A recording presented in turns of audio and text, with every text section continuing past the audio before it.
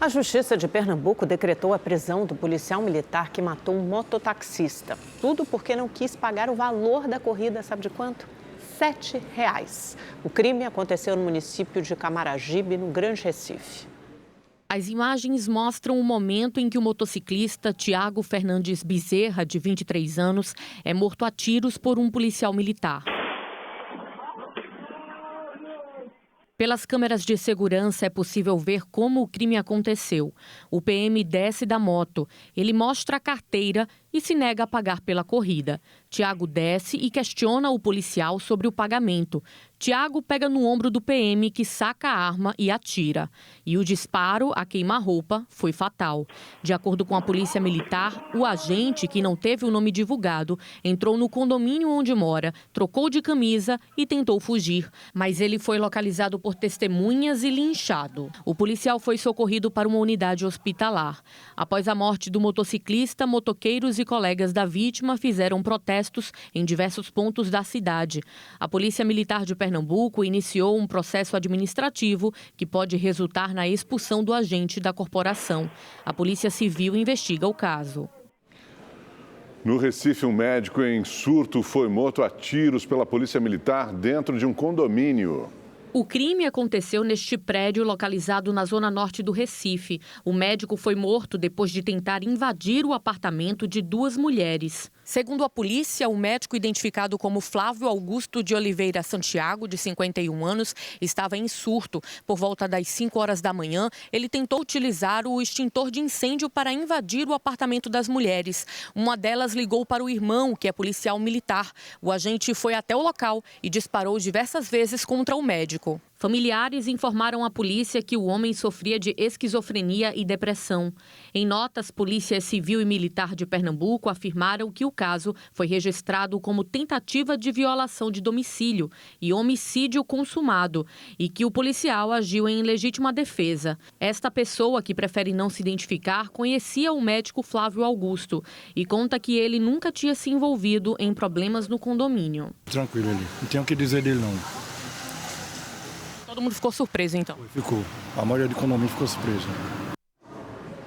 Pelo menos 11 vítimas já registraram boletim de ocorrência depois de sofrerem um arrastão em um tradicional bar na zona oeste da capital paulista. Câmeras de segurança registraram a ação.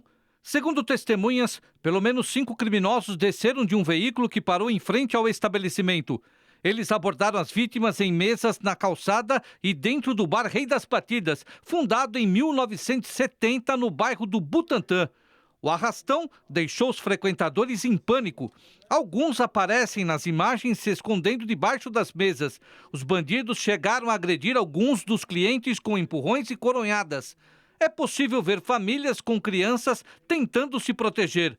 Um dos ladrões também aparece roubando a bolsa de uma mulher. Toda a ação durou menos de 2 minutos. A quadrilha fugiu em um carro que aguardava na porta. Pelo menos 10 vítimas registraram ocorrência na delegacia da região. A Secretaria de Segurança Pública informou que a Polícia Civil investiga o roubo e vai analisar as imagens para tentar identificar e prender os assaltantes. Em São Paulo, um ciclista foi atropelado pelo motorista de um Porsche. Desta vez, o caso aconteceu em Pinheiros, na zona oeste da capital paulista. A vítima, de 23 anos, ficou ferida e foi encaminhada ao Hospital das Clínicas, onde está internada. O motorista socorreu o ciclista e o teste do bafômetro deu negativo. Ele prestou depoimento e foi liberado. O estado de saúde da vítima não foi divulgado. Em Palmas, no Tocantins, uma motorista invadiu uma distribuidora de bebidas com o carro e deixou 2 pessoas feridas. Minutos antes, ela foi ao local para comprar bebidas e brigou com o funcionário. Ao sair, a mulher pegou o carro, acelerou e invadiu a loja. Segundo a Secretaria de Segurança do Estado, a mulher estava sob efeito de álcool. Ela foi presa e autuada por tentativa de homicídio, danos materiais, lesão corporal e injúria. Uma empresa de ônibus de São Paulo foi condenada a pagar uma indenização de R$127 mil à família de um idoso que morreu atropelado em fevereiro de 2023. O acidente aconteceu no bairro do Tremembé, na zona norte da capital paulista. Um vídeo registrou o momento do atropelamento. Dalci Canguçu, de 73 anos, foi atropelado depois de descer do coletivo. Pouco antes, ele havia criticado o motorista por não usar máscara, que na época era obrigatória no transporte público. A justiça entendeu que houve negligência do motorista no desembarque do idoso. Em nota, a empresa de ônibus Sambaíba Transportes Urbanos disse que acompanha o caso e que todas as medidas legais estão sendo tomadas. A defesa do motorista não foi localizada para comentar a decisão. O porteiro de um prédio morreu ao ser esfaqueado no bairro de Perdizes, na zona oeste da capital paulista. Câmeras de segurança registraram o ataque. As imagens mostram o momento em que a vítima é surpreendida pelo assassino, que veste roupa preta e touca. Ele puxa uma faca e aplica mais de 20 golpes contra o porteiro. Em seguida, o criminoso foge. Gabriel Araújo, de 48 anos, foi morto assim que saiu do turno de trabalho a 200 metros do edifício onde prestava serviços. A polícia acredita que a motivação do crime seja passional ou um acerto de contas, porque o assassino não levou pertences da vítima. O caso é investigado pelo Departamento de Homicídio e Proteção à Pessoa, que deve usar as imagens para identificar o autor do crime. A Polícia Civil de Pernambuco concluiu o laudo que aponta as causas do desabamento do Santuário de Nossa Senhora da Conceição, no Recife. Segundo o documento, a estrutura metálica do teto estava danificada e as infiltrações provocaram oxidação dos parafusos das treliças. Sem estabilidade, o peso fez com que a cobertura desmoronasse. Segundo a perícia, a falta de manutenção preventiva da estrutura foi determinante para o acidente que matou 2 pessoas e feriu outras 29 no dia 30 de agosto. A Polícia Civil informou que o laudo será incorporado ao processo. Na última semana, o santuário recebeu uma nova cobertura e a restauração custou cerca de R$1,5 milhão.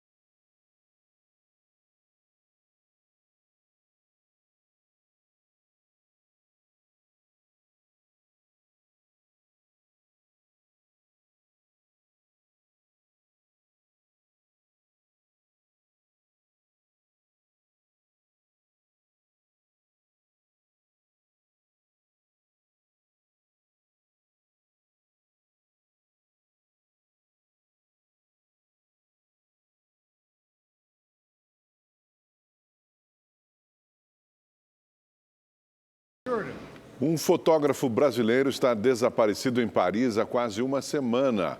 A família e amigos pedem ajuda ao governo brasileiro para encontrá-lo.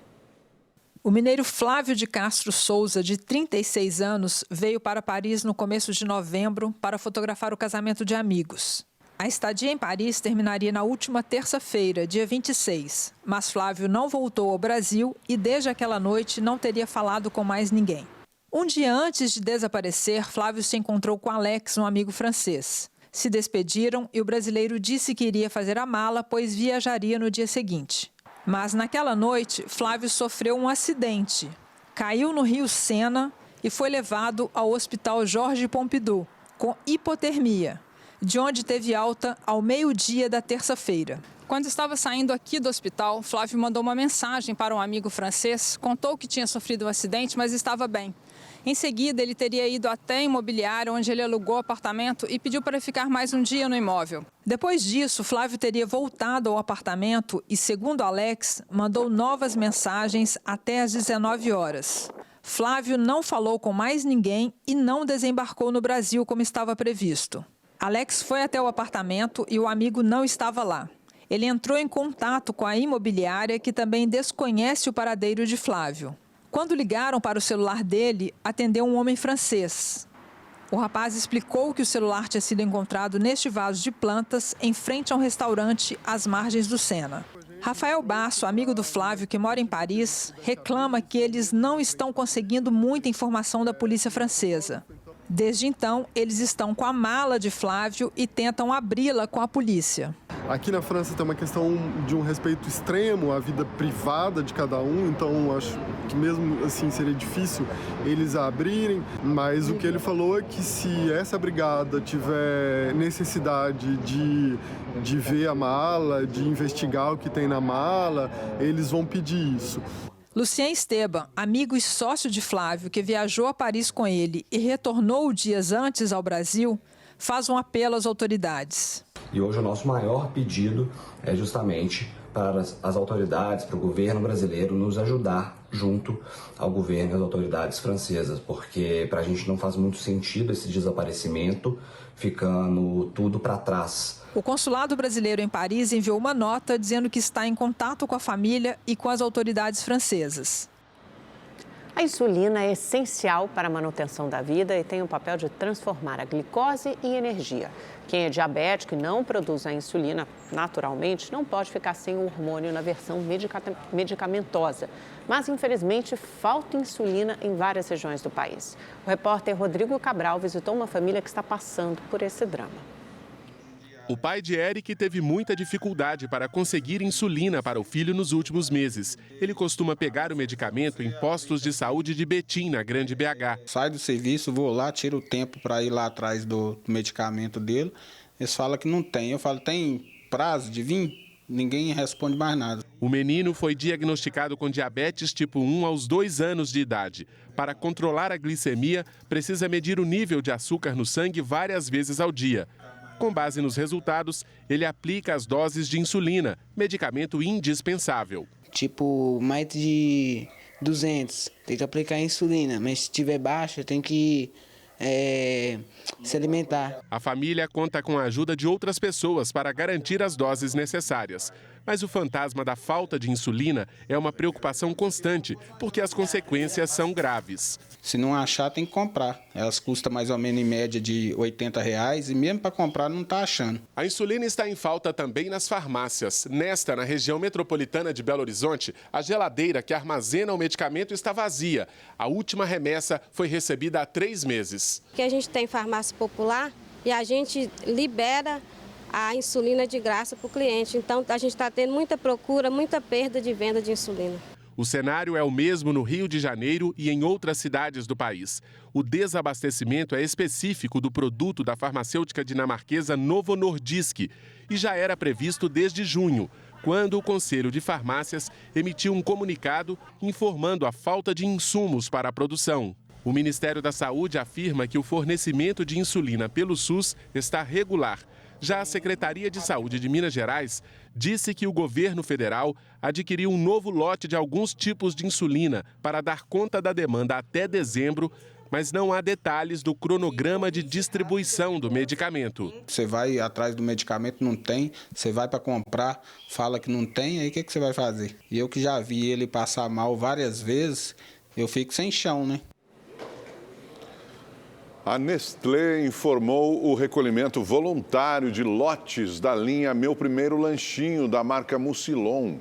A ação foi motivada depois que análises de qualidade identificaram a presença de aflatoxina, toxina produzida por fungos em níveis acima do permitido pela legislação. O consumo prolongado pode causar problemas de saúde, afetando especialmente o fígado. A Nestlé ressaltou que a distribuição, comercialização dos lotes dos sabores morango e banana e laranja e banana já foram suspensas e também orienta que os clientes que compraram esses produtos interrompam o consumo e procurem o atendimento ao consumidor para devolução e reembolso do valor por meio dos canais oficiais.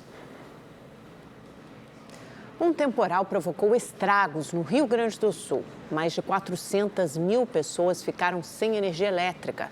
Segundo observatórios meteorológicos, 1.170 descargas elétricas e 354 raios atingiram o estado durante as fortes chuvas. 30 pessoas ficaram feridas com a queda de uma cobertura durante um festival em Arroio do Tigre. Destruiu o pavilhão aqui.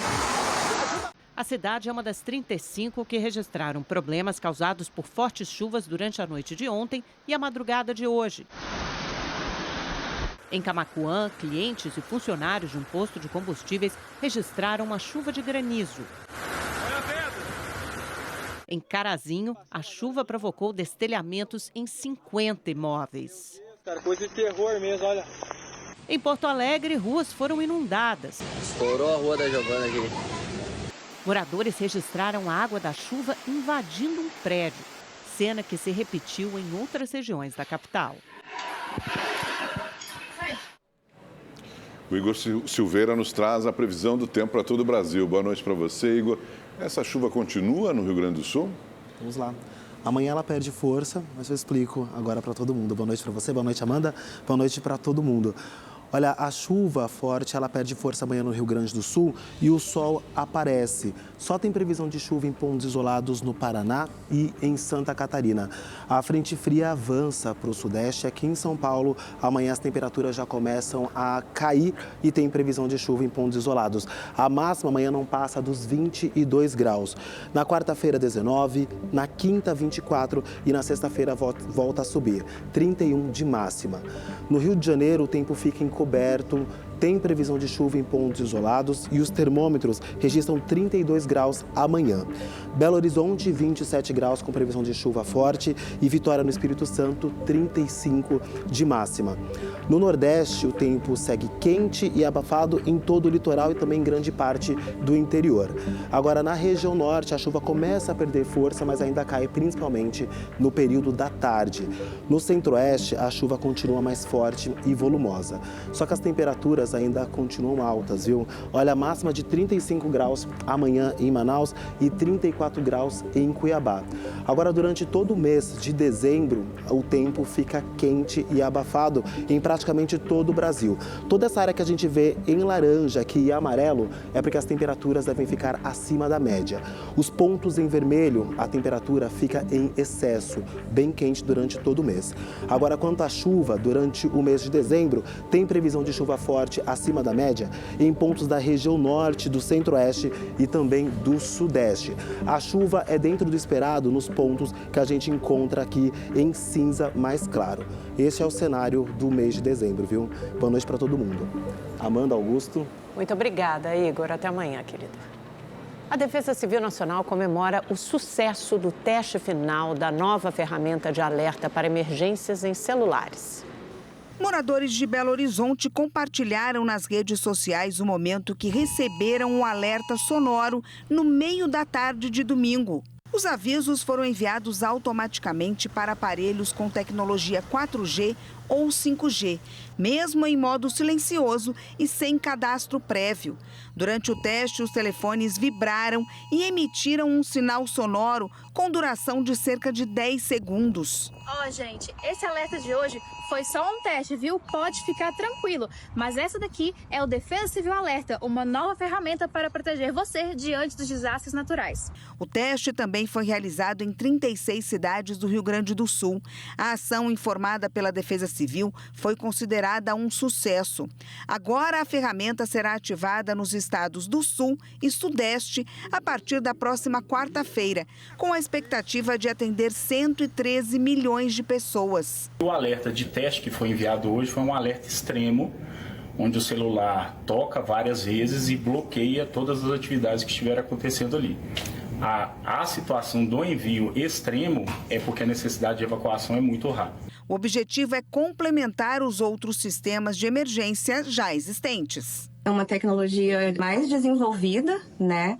E é uma tecnologia de cell broadcast. Ela já é utilizada em outros países e o Brasil agora está trazendo essa novidade para salvar a população, que é para deixar a população protegida em momentos de risco. Com a chegada das festas de fim de ano, o mercado de trabalho fica ainda mais aquecido com a abertura das vagas temporárias. A expectativa é que 450 mil novos empregos sejam criados neste fim de ano.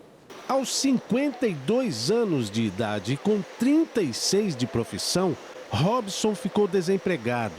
Depois de um ano parado, surgiu uma vaga temporária nesta fábrica de papelão em Mauá, no ABC Paulista. Foi no Dia dos Pais, foi o melhor presente que eu ganhei, né? A Luana fez até as contas. Entregou 320 currículos nos 6 meses que ficou sem emprego. A resposta veio com uma vaga temporária. A gente se sente feliz, né? A gente fica bem, né? Saber que a gente consegue dormir mais tranquila, com as contas em dias, né? E não é à toa. Com a chegada das festas de fim de ano, o comércio fica em alta. E para dar conta das encomendas, a indústria precisa de mão de obra. Ainda que a gente esteja vivendo muito as compras online, o e-commerce, em dezembro, em particular, tem um aumento de demanda nas lojas físicas mesmo, né? Então, tem muito atendente, muito vendedor, tem muita vaga temporária para essa galera. Um levantamento da Associação Brasileira do Trabalho Temporário mostra que 450 mil vagas temporárias devem ser criadas nos últimos 3 meses do ano. 90 mil devem se tornar postos fixos de trabalho. Mas na indústria de papelão a efetivação é maior. O objetivo da empresa é efetivar todos os trabalhadores temporários. Isso porque os pedidos para o ano que vem já estão chegando e a tendência do mercado é continuar aquecido. E nós crescemos em relação ao ano passado em torno de 20% o nosso faturamento e com isso a necessidade de novos pedidos chegando e novas contratações para adentrar na empresa. O Robson, que foi contratado no Dia dos Pais, agora foi efetivado no dia do aniversário dele.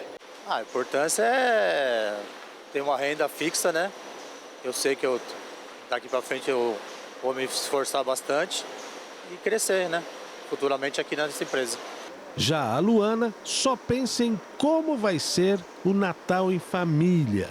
Natal vai ser com muita fartura, com certeza, mesa cheia. É assim que a gente quer. O ministro do STF, Alexandre de Moraes, determinou a transferência de 2 integrantes da divisão Quides Pretos do Exército, que é uma divisão especial, para a prisão militar em Brasília. O general de brigada Mário Fernandes e o tenente-coronel Rodrigo Bezerra são acusados de planejar um golpe de Estado.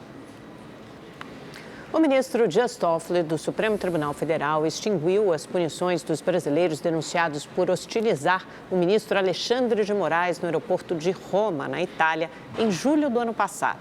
Roberto Mantovani, a esposa Andréa Mantovani e o genro deles, Alex Zanata, insultaram o ministro e o filho dele no aeroporto italiano.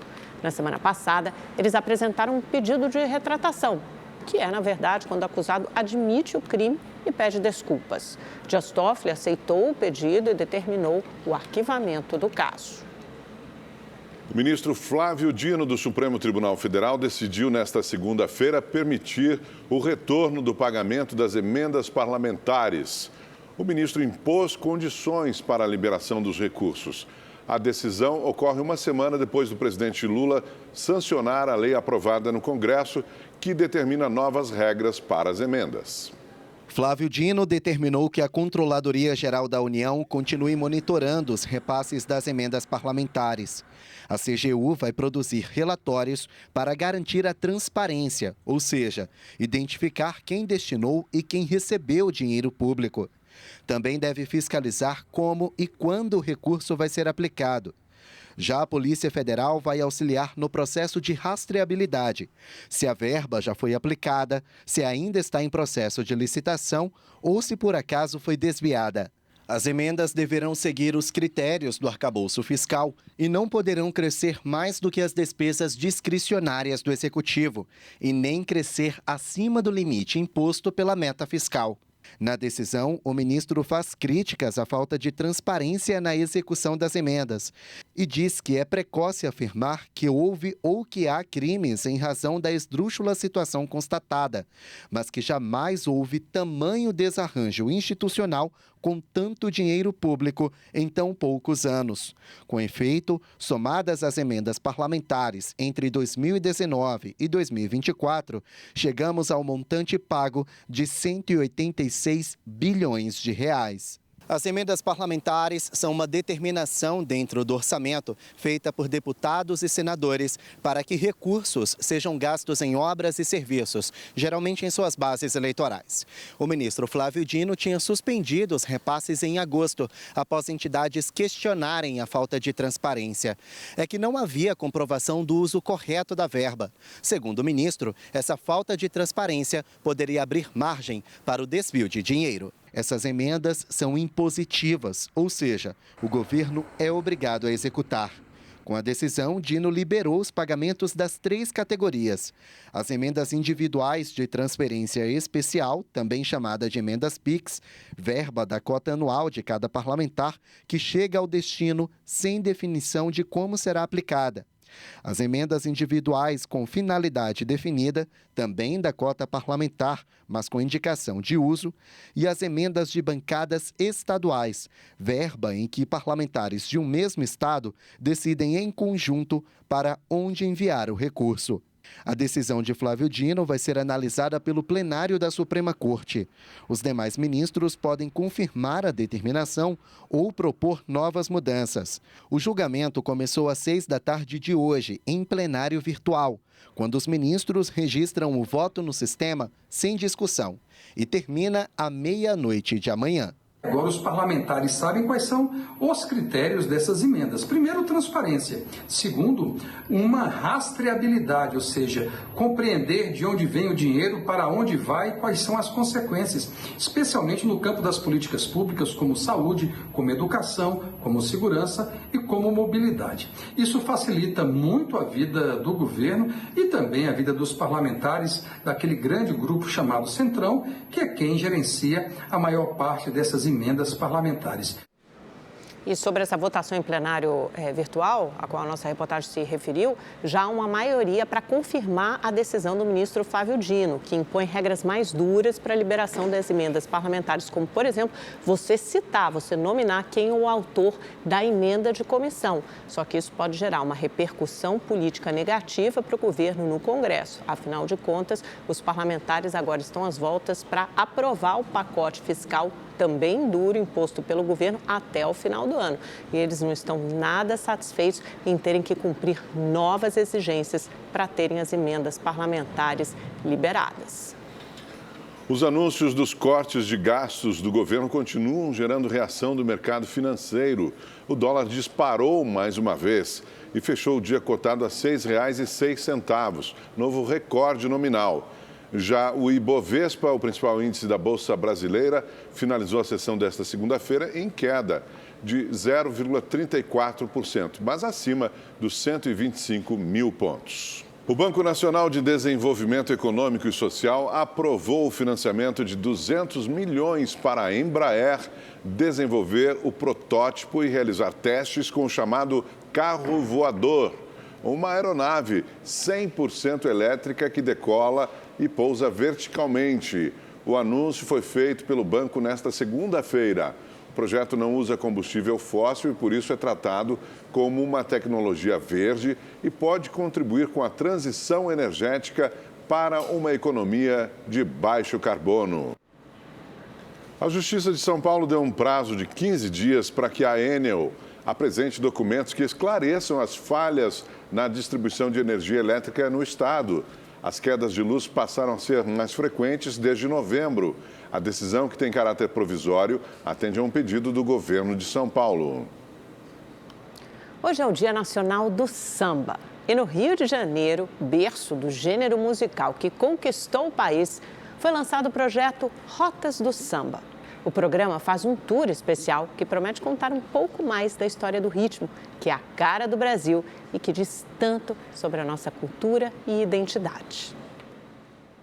Já dizia Dorival Caymmi, quem não gosta de samba, bom sujeito não é. É ruim da cabeça ou doente do pé. Foi no Rio de Janeiro que o samba surgiu, lá no início do século XX. Mas durante muito tempo foi criminalizado. Andar com um instrumento de percussão já era motivo para ser preso. Mas essa história começou a mudar na era Vargas, que passou a valorizar elementos da cultura brasileira. Foi aí que o samba ganhou mais força e popularidade. 2 de dezembro é comemorado o Dia Nacional do Samba. E para celebrar a data, a Embratur e a Prefeitura do Rio lançaram hoje o projeto Rotas do Samba. O tour vai destacar locais conectados à história do gênero musical no bairro de Oswaldo Cruz, na zona norte da cidade. Reduto do samba, berço de grandes compositores e lugar onde nasceu a Portela, a maior campeã do carnaval carioca. E, claro, bairro de Tia Surica, matriarca da Azul e Branco.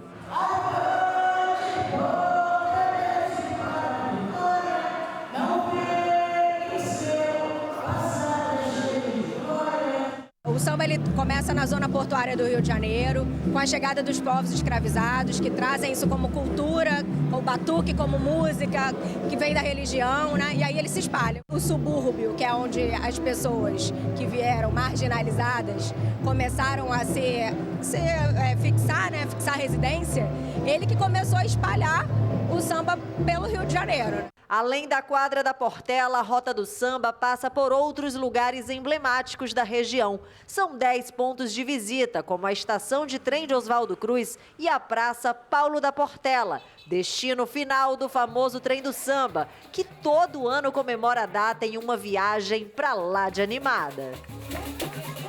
A ideia do projeto é promover a economia local e fortalecer essa expressão cultural.